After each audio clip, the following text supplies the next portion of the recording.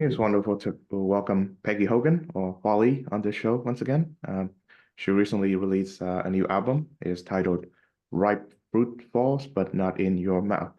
This is her third appearance on this program. The last time we talked, I think we discussed I think one of the teaser singles that led up to this album, either Sherry or Part-Time Muses. Both of those songs are fantastic. So a warm welcome to you, Peggy, to the show. Thank you. Happy to be back. All right. So, yeah, tell me about your tour with Land of Talk, the artist. The tour was incredible. Gosh, the shows were great, mostly sold out. Um, Really nice synergy between our projects, I think. Mhm. Um, Land of Talk is decidedly an indie rock project and um it really harkens back to a lot of the music I was listening to in my teens, but maybe isn't an obvious billing for the two of us to be together. But I was really struck by how much the Land of Talk fans really had open musical ears, and I think they really saw the through line in terms of the way that we songwrite, and even if things are sonically a little different, I think the lyrical content and the moods really come from a similar heart space. So it was fun to kind of take that journey every night. Hmm. Yeah. How would you describe their music? Uh, Heartfelt, musical, and sophisticated songwriting. Wonderful. Yeah. And of course, the tour took you to various parts of the United States too. So, tell me about that. Yeah, I did the eastern leg of the tour, so down the East Coast all the way to Atlanta and then back up through the Midwest. And it was great. I mean, I haven't toured the States since 2018, so it's been a minute, and it felt really great to reconnect with a lot of these cities that I've really, really loved. New York, obviously, always a great place to play. And Philadelphia, always wonderful. It's my first time playing Atlanta, which was very, very special. Um, so yeah, lots of great stuff. We played a sold out show in Chicago, basically everything I could ask for. Wonderful. Yeah. So, tell me about your plans this summer. This summer, I'm working on some new music, writing some new jazz tunes with a dear friend of mine that I went to jazz school with many years ago.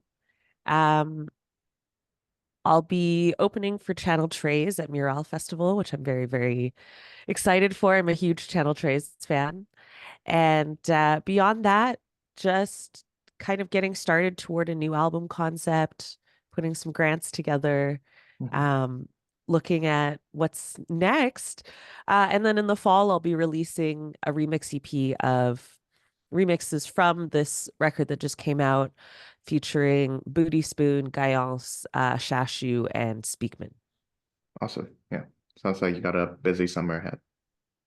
Always busy. Hmm. Yeah. And I wondered, is being busy something that you prefer to be, or are you in for a more low-key setting? I definitely thrive at a fast pace. Um, Sometimes to my detriment. I think I'm someone that could use some more rest, but I love feeling momentum and forward motion.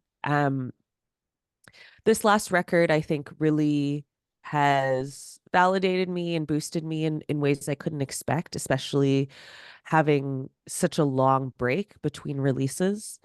So yeah, I'm really looking forward to kind of building on this, and I'm feeling inspired, and I've got some new gear to work with and play with. So it feels like a good time to be writing and thinking about what's next. Awesome. Okay. So I just listened to the second album just now, the Ripe Fruits album. I enjoy it a lot. Hmm. Um, yeah, it's for me at least, it's a very different album from the previous album yeah, that you did, Mastery. So yeah, do you sense a difference between the two? I think there's there's a sonic rootedness in Ripe Fruit that wasn't as present in Dynasty, where I was really trying to, I think, explore and find my sound in that debut record, Dynasty.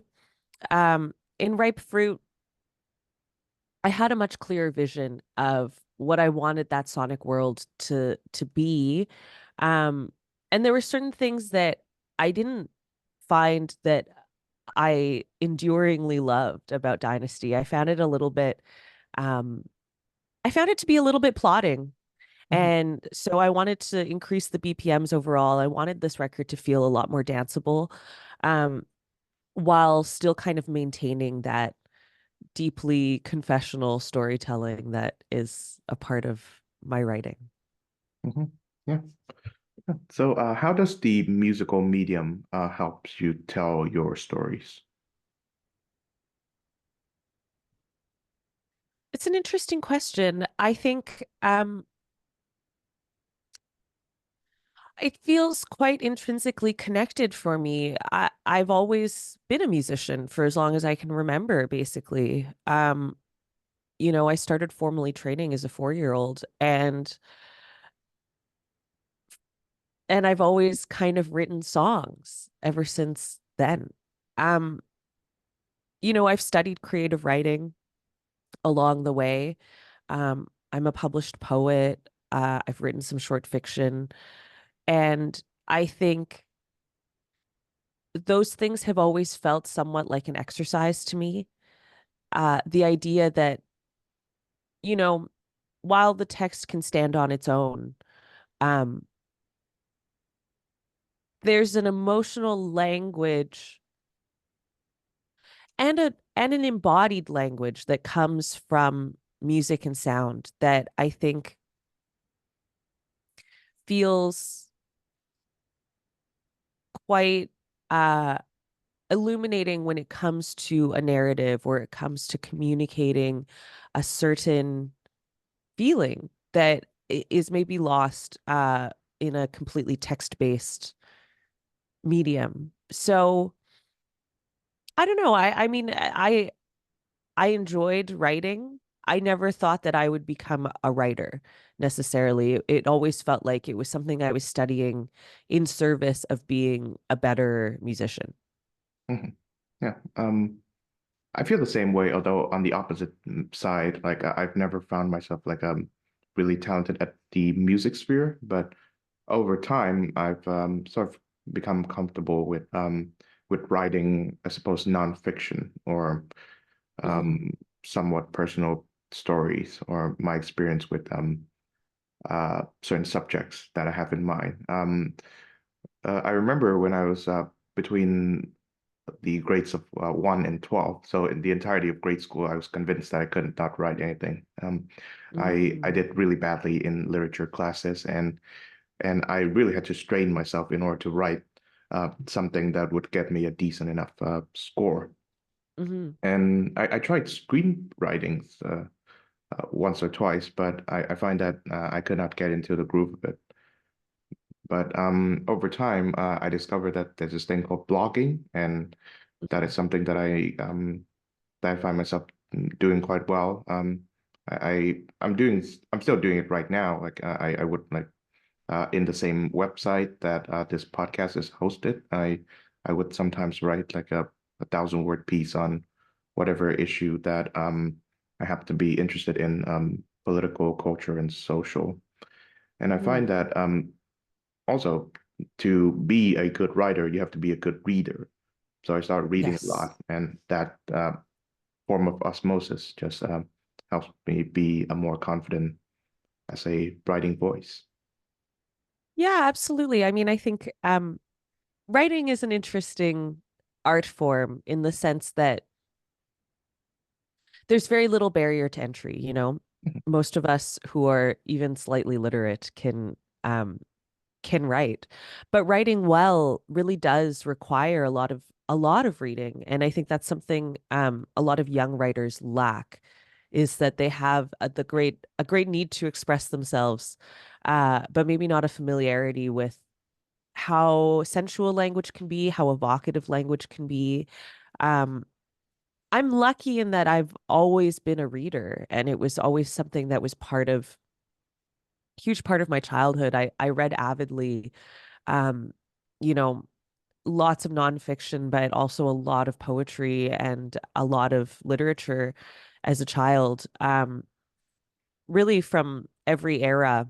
And that's something that still delights me now is kind of just basking in what language is able to illuminate. And that is something that really excites me when I'm encountering very beautifully written texts. And I have an eye for like, ooh, what is happening here? You know, there is that analytical part of me that is always trying to glean some more tricks and tools from the masters. Yeah. I'm lucky that I went through a 4-year English literature program when I was studying for my BA at Trent Hmm. University. And that Hmm. really taught me how to read and also how to read fast in order to make the class for the week. I read like big novels, and I remember there was a class where I had to read like half the book before going to class that day in order to know what to talk about. And yeah, that taught me a lot about how the English language works, at least. And Yes. um, and it brings me to studying yeah, my preferred subject, which is philosophy, a little bit better. Hmm. I suppose, as you know, there's the in the 20th century there are two schools known as analytic and continental, and Hmm. both of them have a very different relationship when it comes to language in general, and I suppose the English language in particular. The analytic school focuses on how words carry meanings, and in order to form a logically coherent sentence, you have to adhere to certain rules. But for the continental school, the meaning of words does not lie just in its logical content. It lies also in the sound and the space between them. Uh, so so they over time they end up speaking very differently, and they adopt different terms. But Hmm. it starts with I guess there are different interpretations of how language works. I find it fascinating. Yeah, absolutely. And it's interesting because I think at its best language works in both ways, you know. Um Signs and symbols, like what does a word symbolize? What does it evoke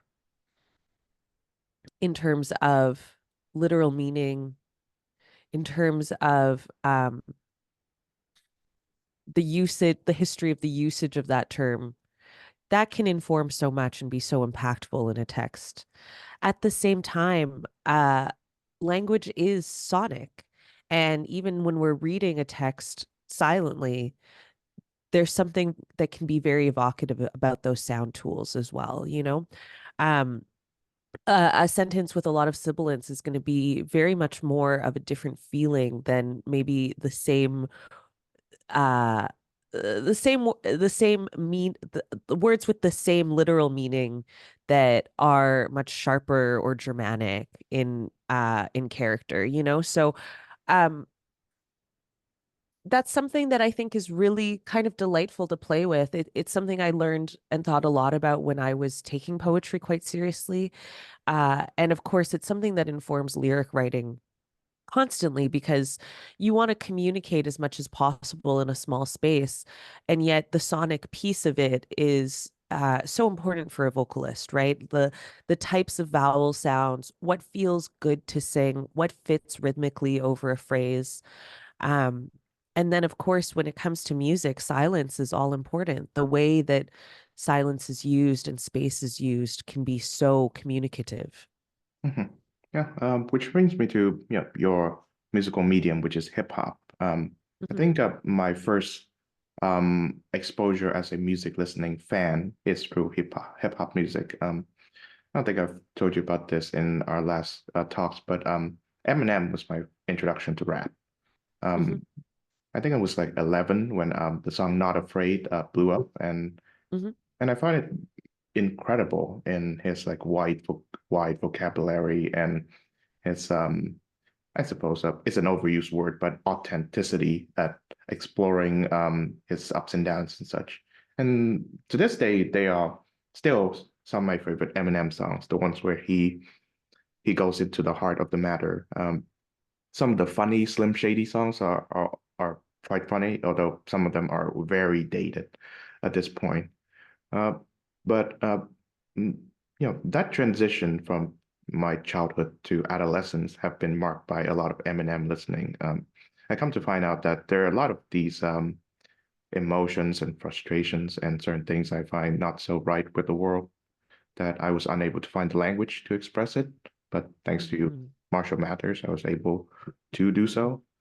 And I become a fan of rap also. And I discovered more artists that were popular at that time. I guess Kanye West or Lil Wayne and even Hmm. Drake.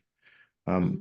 because I suppose I find that contrary to many people around me, you don't have to be a good instrumentalist to master the art of hip hop music. Um, you have you have your voice and you have a wide enough vocabulary and you can manage it. I suppose these days there are some that can manage without much of a good vocabulary at all.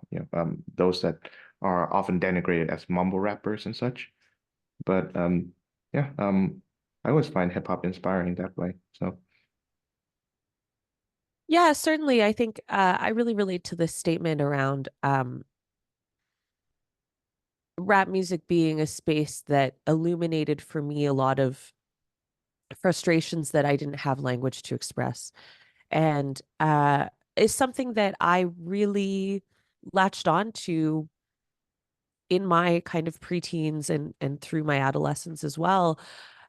Especially being growing up in Victoria at the time, which was incredibly white dominated.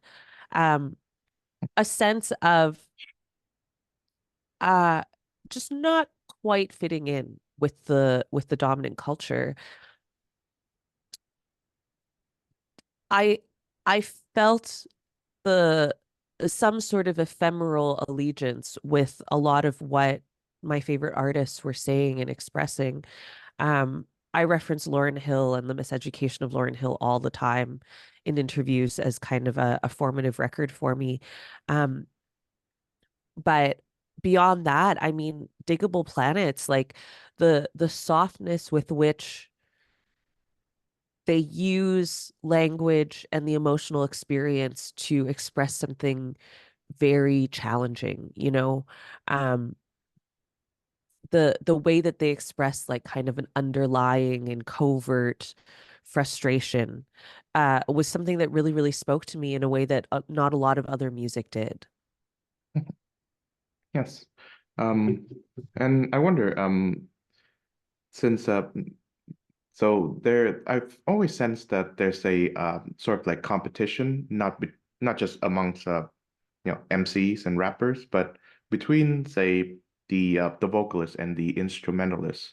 Because when I dig up the early history of hip hop, for example, I find that those who often received top billing were the DJs. So Africa Bambaataa or Grandmaster Flash, um, so on and so on. Eric B, for Mm, example. But after a while, in the 80s and 90s, the MCs, the rappers, they mm, mhm. they started to take dominance. And I suppose in the 2010s and 2020s, there are like very well-known producers too. You got your Metro Boomin and such. But for the most part, it is the MCs that are taking over. So I wonder what's your perspective on that? I think historically speaking, uh, the art form was by and large not a recorded art form in its earliest days. So it's very coherent to me, this idea that the DJ becomes the center of uh the center of the musical form in the sense that people like Africa Bambaataa and Grandmaster Flash and Cool Herc Mhm. were creating sound systems and creating block parties for the dancers and the community to gather at. And the MC was really secondary to that in many ways. I mean, they were there to kind of like illuminate the party and host, but the the sense of like a fully formed sort of rap song, 16 bar verses, 8 bar chorus, etc. Um, that wasn't as present in the early days of this art form, which really was about this live communal experience where, all of the elements of hip hop, uh, being kind of DJing, MCing, b-boying, beatling, graffiti, and then the fifth secret element, knowledge, can coalesce in this very kind of live, localized communal space. As the art form became more commercial, you started having a huge influx of rap recordings, right? So, Rapper's Delight is credited as the first single. The first record, full length rap record, was recorded by the Funky 4+1. So you start to kind of get this sense of like, okay, like the record labels, the studios are trying to emulate this block party experience within a record. That fundamentally makes it change as an art form. Um, when we're talking about radio and recorded music, well, fundamentally, that's a space that the vocalist, kind of the most discernible performer, is put forward as the star and the most recognizable piece of it. Uh, it's hard to even now, it's hard to communicate the feeling of a DJ set in a recorded form. I mean, you get things like NTS or even like DJ kicks or like Apple Music DJ mixes. Yeah, those are interesting to listen to, and especially for other DJs, I think really fascinating because you hear how your peers are taking certain tracks and mixing them together and maybe making decisions you wouldn't necessarily make. But I think the joy of a DJ mix is really, how does it make you feel on the dance floor? How does it make you commune with other people? Um, that's fundamentally lost in a recorded setting. So you now see kind of superstar DJs moving into production, which is a related but I think very different medium. Mhm. Yeah. One thing I find in your second album, Ripe Fruits, is the hip hop R&B blend that you've tried on in Mastery becomes more coherent as a combination, and I think it's all better for it.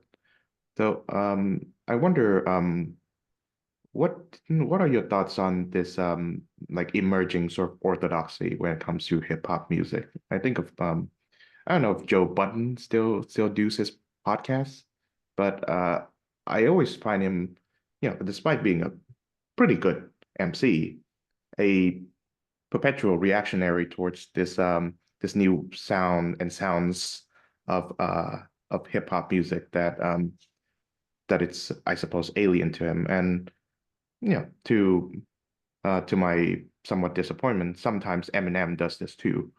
And I suppose mm, they are in some way setting up this sort of gate keeping mechanism that delegitimize certain like new sounds when it comes to their beloved medium.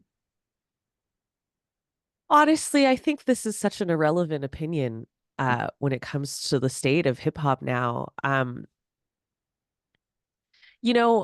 appreciate a historical view of all music genres and especially racialized music genres. Um, the last thing I would want to see for hip hop is kind of what's happened to jazz music, where it's become deeply canonized, deeply academic, and you get a lot of players that are very skilled, but there's no heart in their playing, and they don't understand the historical tradition that they're in conversation with. I think that's very, very important, and especially for non-Black practitioners of these genres.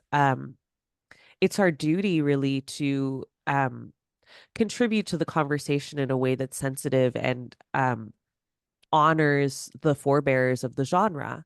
That being said, I really think that if you were able to go back and ask Africa Bambaataa, especially Africa Bambaataa, who was incredibly innovative and uh, created a lot of stuff that was quite contrary to the sound of the moment, even um, if if his desire was for this art form to maintain uh, you know, a certain sound forevermore, he would be so opposed to that. I really am enjoying lately how much electronic music is being infused in rap. I think there's a beautiful kind of full circle moment there in the sense of um, hip hop sort of emerging at the same time as disco and in conversation with disco. Um, House music in Chicago emerging at very much the same time. Techno in Detroit emerging at very much the same time. I mean, as soon as the tools that this music was made on, samplers and drum machines were becoming more widely proliferated. Communities all over America were engaging in these tools in different ways. So, I think all of these things were very much related at the beginning of the development of what we see as hip hop today. There became a huge divergence, I think, in terms of dance music versus rap throughout, especially the 90s, as rap music was becoming commercialized and enveloped into the major label system. So to me, it's very, very inspiring now that genres like Jersey Club, for instance, or even the more electronic side of UK grime that's really bringing in drum and bass and jungle, like this mixture and infusion of dance music back into rap is really, I think, hits at the heart of what this art form is supposed to be. And it's bringing it back into communal spaces outside of a purely recorded form, which I think is also so incredibly important. Recently I read the play Ma Rainey's Black Bottom. It was made into a movie recently by August Wilson. It was groundbreaking, that play. And one of the themes they touch on is that Ma Rainey, the great blues singer of the 1920s, um, she feels understandably so exploited by the record label and her manager. Both of them are whites. Hmm. And there's a historical current that goes from I guess rock and roll to blues to, I guess, in certain circumstances, hip hop music today too. Mm. So Hmm. I wonder if the commercialization of music, especially of music made by a racial minority in the United States, like Black people, does it inevitably comes with the baggage of this exploitative manager talent relationship, or can something be changed? Uh, well, this is a complex question. I think at its core, um, music made in service of capitalism will always have an exploitative edge. Um, I think it's almost impossible for a major label setting to not exploit its workers. I've said many times in my career, there's no part of me that would ever want to be on a major label. I mean, I would be incredibly flattered if Sony or Warner Brothers approached me. I don't think they ever will, but if that happened, I would feel validated and I would say, thank you, I'm not interested. Um,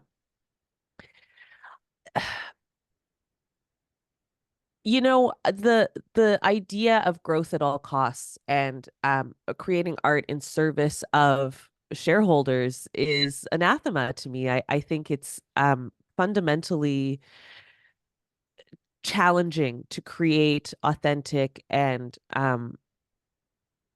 progressive art in that setting. So, yes, in many ways, I think it is inherently exploitive. Um, I think there's so many things that are inherently exploitative about the music industry, even at an independent artist level. Um, I think for me, that's why questions of community and connection and describing the human experience, those things are what drive me forward as an artist because um, it's very easy to get lost in how do I survive? How do I make a living? What do I have to compromise in order to make that living? What values do I have to keep to myself? What behavior do I need to excuse from the people around me? Um, those things are just not really negotiable for me. And I think fundamentally not negotiable for a lot of artists. And that's what keeps us out of the major label system. Mhm.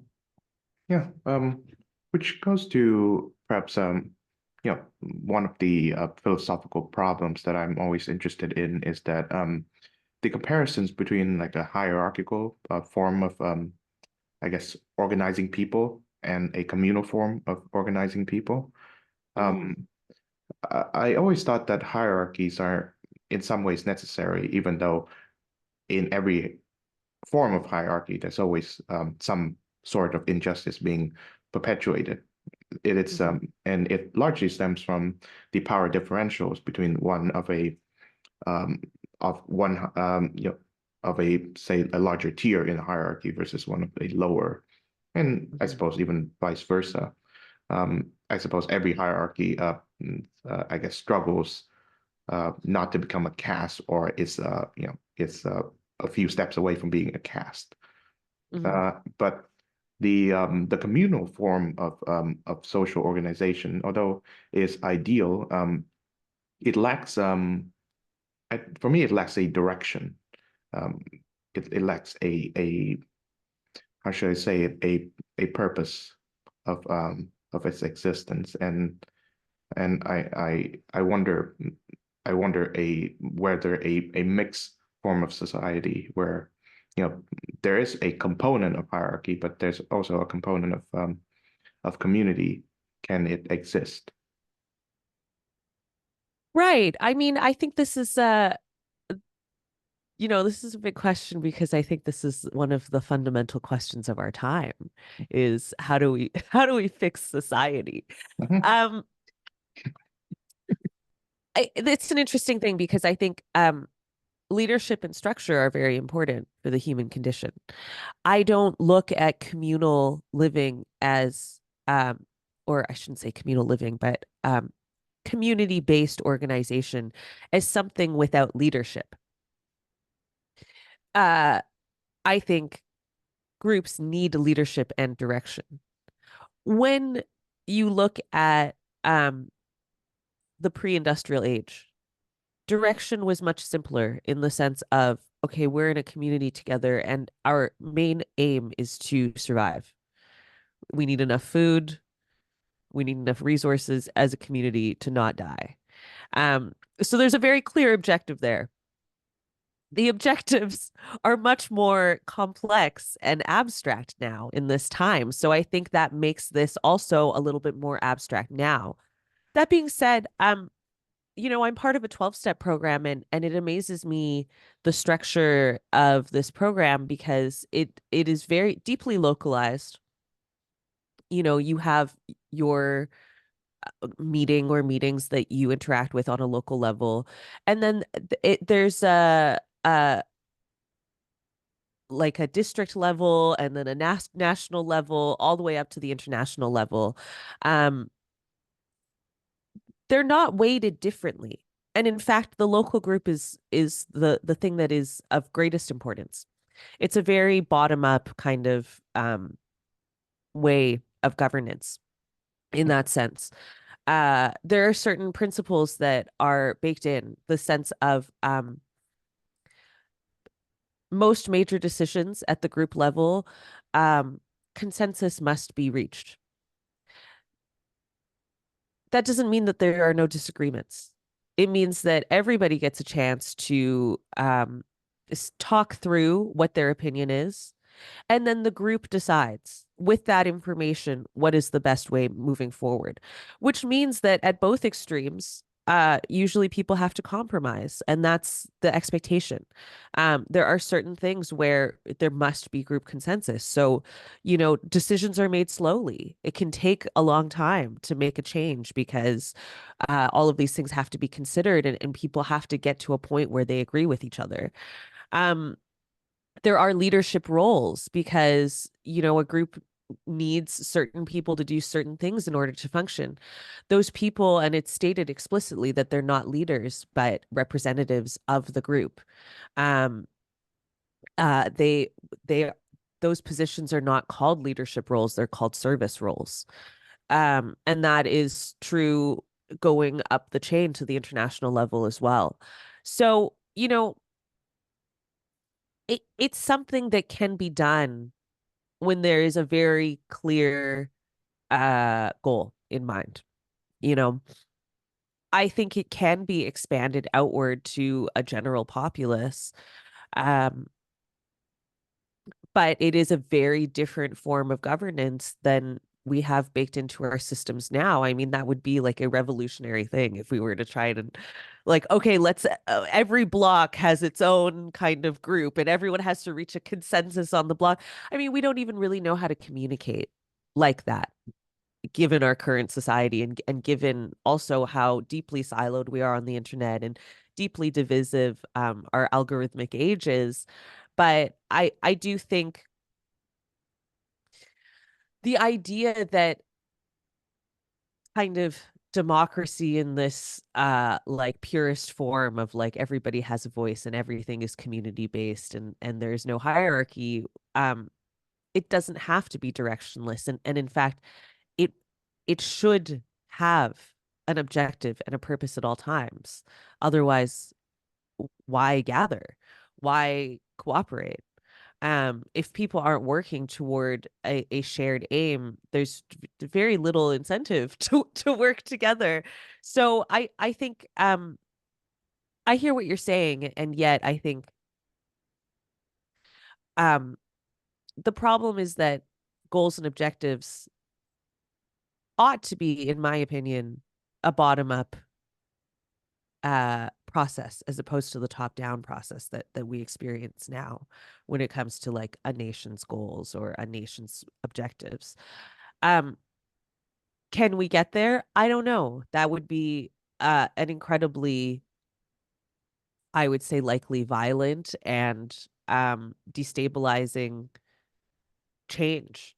And I think if those changes were to happen, it will likely be a result of incredible instability, incredible um incredible decline in terms of the empires of our day, like as the American empire collapses, I think more and more things like this will change on a local level, but it won't happen easily. It won't be nice. It'll be incredibly challenging if we are to remake society on a more localized and communal level.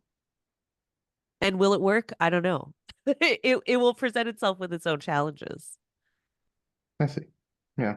Um, Now going back to hip hop, I think there is an elite that is forming within hip hop, and that sort of conversation always manifests itself in who are the, say, top five, top 10, top 50 rappers of all time.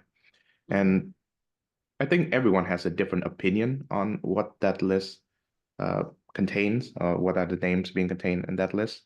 One of the things I noticed too is that there are certain like magazines that are that set up themselves as authority on, say, hip hop matters, like The Source or Double Mhm. XL or other magazines. Say if they ever manage to publish a list of the 50 greatest rappers of all time, which I think they have. One thing that they could not do is feature someone that they like, but nobody's has ever heard of.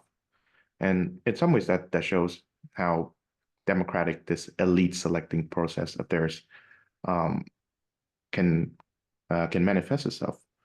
Secondly, I do scour through some of these lists, and I could form my own opinions on them. But one thing I noticed that there are names that appear on that list quite often. You got your Mhm. Tupac, you got your Biggie, Jay-Z, Nas, Eminem, so on and so on. Um, and that makes me wonder what makes these figures, as well as other names that you may see on that list, have in common. And of course, there's talent, but there's also influence. There are many talented hip hop artists, which I would argue are not as influential as these five, for example. Um, and I suppose longevity also plays a role too. In certain careers like that of the Notorious B.I.G. or Tupac Shakur were cut short, but others they have a decades long enduring appeal that Mhm. and you see them getting better and better with each record. So I'd Mhm. like to hear your thoughts on this. Yeah, I mean, virtuosity, the ability to reflect a moment in time with great cogence, universal appeal. I think these are all things that contribute to a sense of greatness in the field. That being said, I can't help but think about the level of influence a lot of relatively unknown artists have, um, that are again like quite localized, maybe never got into a major label system, never reached a certain level of fame amongst the general public. But that a lot of our goats, so to say, would credit. You know, um, I think about like the Memphis rap scene, which is kind of obscure. Mhm, Um, but you hear threads of that sound in so much of what is happening nationally, and even internationally in rap music. Like I think UK grime mhm, um is inextricably kind of tied to this like Memphis terror rap, horrorcore kind of sound. So uh, there's an interesting dialogue there. Um when it comes to these top 50 lists, yes, I think it's deeply reflective of um a certain appeal, a certain type of virtuosity as a rapper, a certain type of writing. Um, but it's also, I think, when we start to develop any kind of canon, there are certain value judgments that get baked in, um, that become a little exclusive, right? So I think that's why so often when you look at these lists, it's by and large golden era rappers, um, the best of the golden era, but there isn't much room for anything else because the value judgments inherent in uh the writers of these magazines, the people kind of creating the canon, are reflective of the values of, let's say, golden era hip hop, Um, it's the golden era for a reason. Obviously, there was a lot of great work in the genre at that time.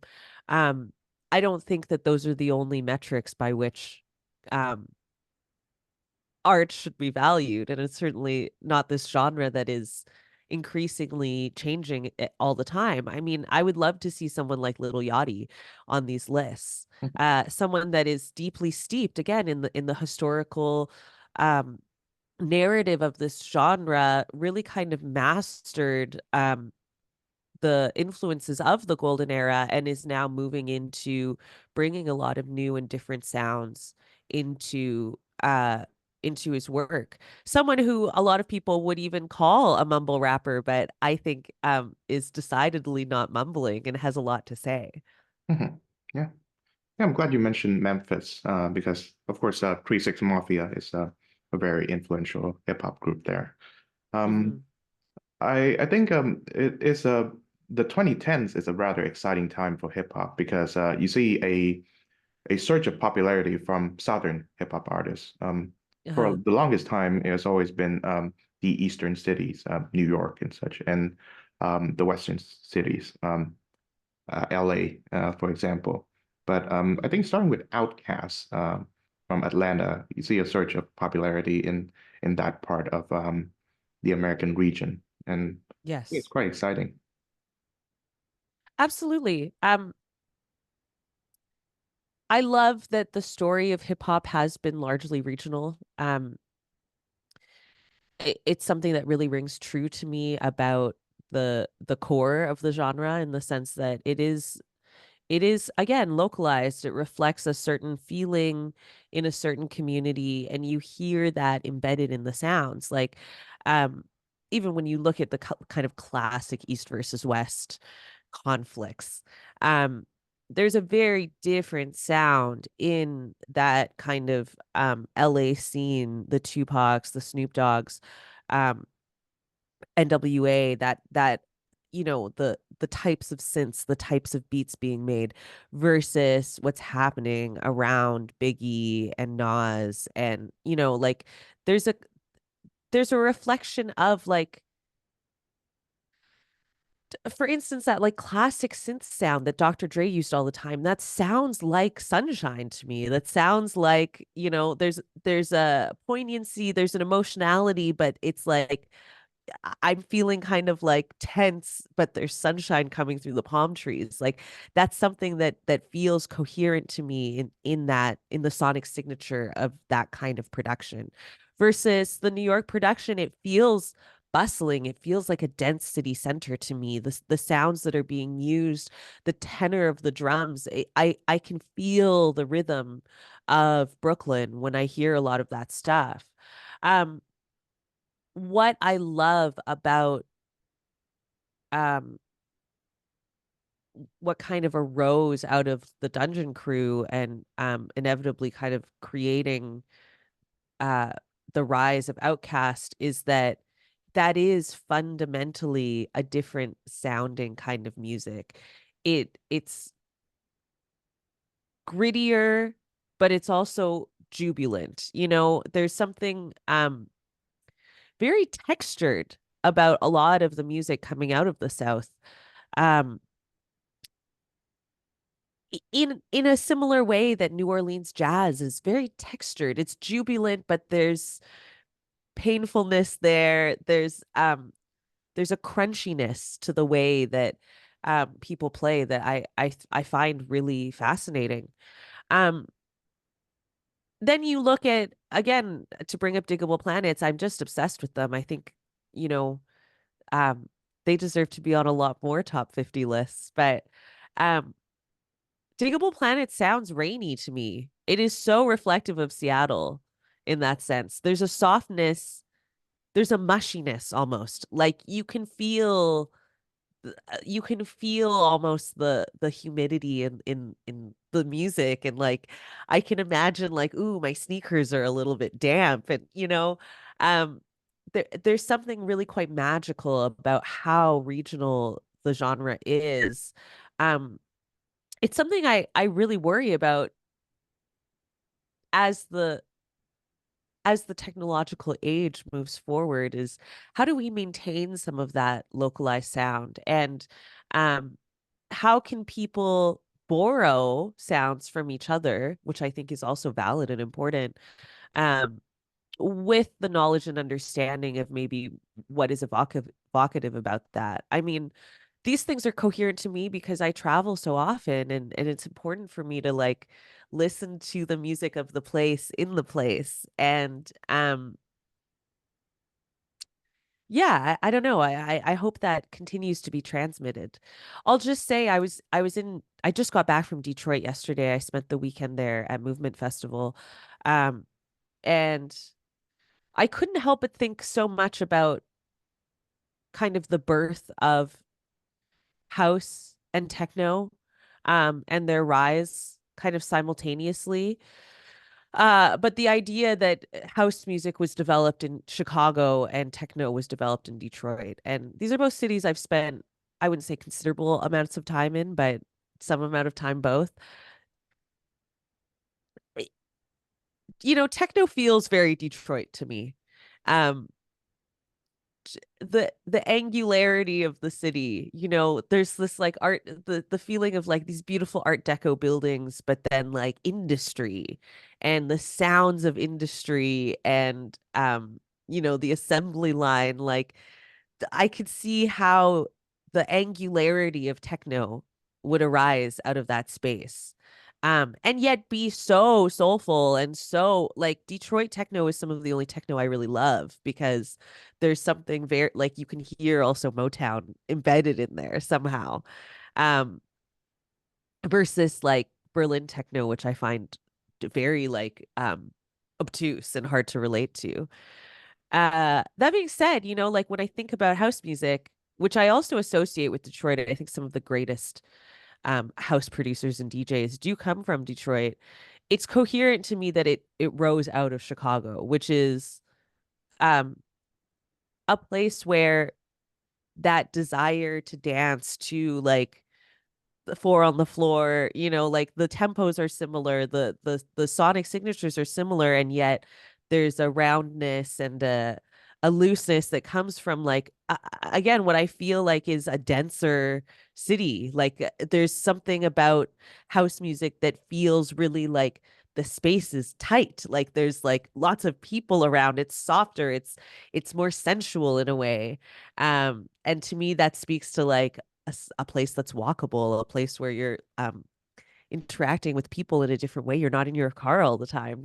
So um I don't know. I think that that kind of like geographic study of music is so fascinating and is really, really quite coherent in um a lot of American genres, but um especially the development of rap and dance music in the US. Mhm. Yeah. Um, one thing that always fascinates me about the American South is that it for a long time it is a area of coexistence between well, the worst of white American culture and the best of Black Mhm, American culture. mhm, Um, you exist in the same like area of Jim Crow and segregation. You also exist this great flurry of jazz and blues and even early rock and roll. Um, and I thought about this dichotomy a lot because, as a student of American history, I'm also very interested in the American South. And I read about the Reconstruction era where arguably all this begins. And I see that there's this difference of how Black Americans, when they were former slaves and they were emancipated, they sought to create a culture that of their own that is, both American and Black. mhm, But the white Southerners, they carry on this longing for a culture that they thought were theirs, um, but they believe were stolen from the Northern incursion. mhm, And And there were a lot of really popular historical fiction that quote unquote that came about around that time. Um, I suppose the most popular one is Gone with the Wind, Margaret mhm, Mitchell. But there were also books like The Leper's Spots and The Klansman by Thomas Dixon, uh-huh. the latter of which was adapted into this like early blockbuster movie, The Birth of a Nation. Yes. And and I think that dichotomy is very interesting, right? Um, on one hand, you have a a people that are trying to create a culture of their own, and in some ways, I think were very successful at it. On the other, you Mhm, have a people who are restless, who are in mourning, basically. So one is alive and one is in mourning. And I wonder, in your visits to that part of America. Do you still see that dynamic being played out? Yeah, that's really interesting. I mean, I haven't spent a ton of time in the South. For the longest time, Durham, North Carolina was one of the the furthest south points that I'd ever been to. Um, and I don't know why I keep going back to, I have a, keep getting booked and keep having to go to conferences in Durham. Um, the first time I went to the South, I went to Richmond, Virginia, and I went to Durham, North Carolina. And um,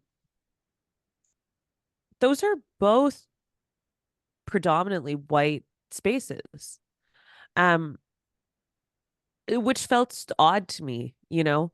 Um, I felt a great deal of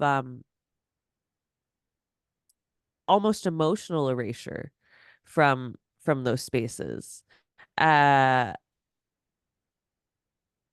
as an outsider, as a Canadian looking in, it really struck me like even just the idea of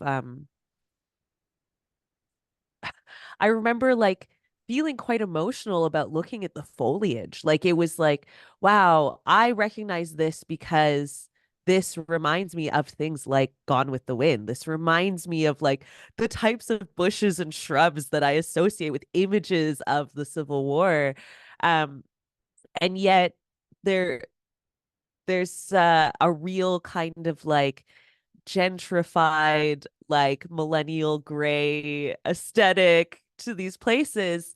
Um, it feels almost ahistorical sometimes, which is a really interesting kind of space for this idea of nostalgia and a Southern white culture clinging to a certain past and yet almost paving over it with uh like I don't want to say nothingness, but something that is quite generic. Um, Spending some time at Atlanta on this last tour felt incredibly different. I mean, obviously we know Atlanta to be like a Black Mecca and an enclave of Black joy and really the center of a lot of this cultural work that you're talking about in terms of creating a Black American identity. Um, it's really fascinating how vital Atlanta feels, but also, again, it's almost the opposite of this ahistorical feeling where almost everything is rooted in some sort of meaning. The struggle is present, but the joy and the resilience is also so present in that community. Um, I would be really curious to spend some more time in places that are a little bit more mixed, actually. Like New Orleans is a place I've never been, and I think that would be really illuminating in terms of that dichotomy even more so in the sense that um it's just really such a mixed city, but is also kind of uh its own enclave when it comes to American culture at large. Especially in the post-Katrina era, I think that was very unifying across the board, and definitely across racial lines. So, um, yeah, I think this is a really cogent observation that you've made and is one that I wish I could speak more to, but I just haven't been in mixed spaces in the South as much. It feels, still deeply separated in many ways. That being said, I will say Texas, I've spent some time in Texas and if that feels decidedly different than like the Eastern South. Texas really has its own thing going on, Mhm. which is also fascinating to me. Um, where it is quite mixed. I mean, Austin is very much more white than a space like Houston might be. I've never been to Dallas, but I've heard it's not that interesting. And yeah, that's an interesting space where there is a lot of kind of white nostalgia and also like, the whole cowboy Western, oil loving kind of culture that arises in Texas. What's fascinating is that there are a lot of Black folks that also connect with that nostalgia. And I think that's a really kind of fun and textured and complex kind of interaction with the history of that state, and how things kind of developed there. I'm friends with a rapper from Houston named Fat Tony, and he just, he loves country music. He loves wearing cowboy boots, like he's very proud to be from Houston. And while he is not at all connected to um oil culture or really, like he's like deeply progressive and um deeply leftist in his political values. The idea and the pride that he has for Houston and for Texas overall um is overwhelming and is for him not at odds with his values, so there's so much complexity when we're dealing with uh geographic centers in the US. I think it's a really deep and variable topic. Hmm. Yeah. Yeah, I think like for cultures to like safely coexist in one setting, like there I think one should like have a very concentrated effort to find out about the other culture besides from like the surface level, because you Hmm. do see a sort of homogenized version of say multiculturalism in the big cities of North America at least. You think of Portland or I think Toronto to some extent and Montreal to some extent, Sure. where Hmm. having restaurants of different international cuisine, I don't think counts as multiculturalism. It has to be Hmm. something a lot more alive than that. Yeah. Toronto's a really interesting example because, of course, it is credited to be kind of like the most multicultural city in Canada. Uh, and yet, uh, I would say there's like more ethnic division in Mm, Toronto than people give credit to. I mean, I spend a lot of time in Toronto. I have a lot of dear friends there, but um, something I find hilarious about the queer scene there is that um especially the Black queer scene, which I've had a lot of interactions with, is that there is such a concentration of different um Black folks from all over the world there, and the queer scene is so large that then you get these like smaller enclaves within, right? So like the Somali queers are their own group that is like very distinct from Jamaican queers.